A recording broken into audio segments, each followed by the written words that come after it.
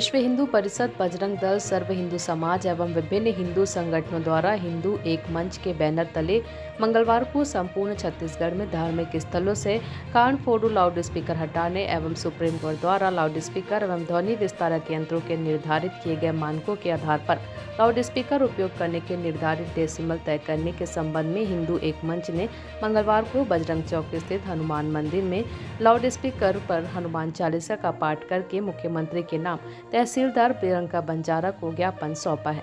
सौंपे गए ज्ञापन में छत्तीसगढ़ सरकार से मांग की गई है कि लाउड स्पीकर के माध्यम से समुदाय विशेष द्वारा अपने मजहब को महान बताते हुए अपने धर्म गुरु की ही उपासना करना बाकी अन्य धर्मावलंबियों के लिए अपमानजनक है। बलौदा बाजार से भानु प्रताप साहू की रिपोर्ट। सर्व हिंदू समाज के द्वारा पाठ करके ध्वनि प्रदूषण के उसमें विरोध में ज्ञापन सौंपा गया है। उच्च अधिकारियों को जानकारी दे दी जाएगी। जय श्री राम। आज सर्व हिंदू समाज द्वारा हिंदू एक मंच पर के बैनर तले संपूर्ण छत्तीसगढ़ में हनुमान चालीसा का पाठ लाउड स्पीकर लगाकर किया गया है।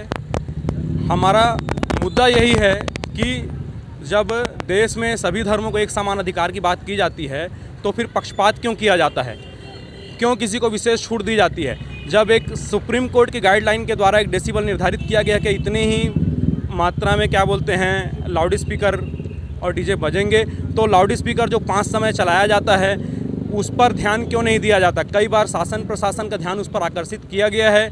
इसके पहले बड़ौदा बाजार में बल्कि एक बार बैठक भी हो चुकी है थाने में दोनों पक्षों के बीच, और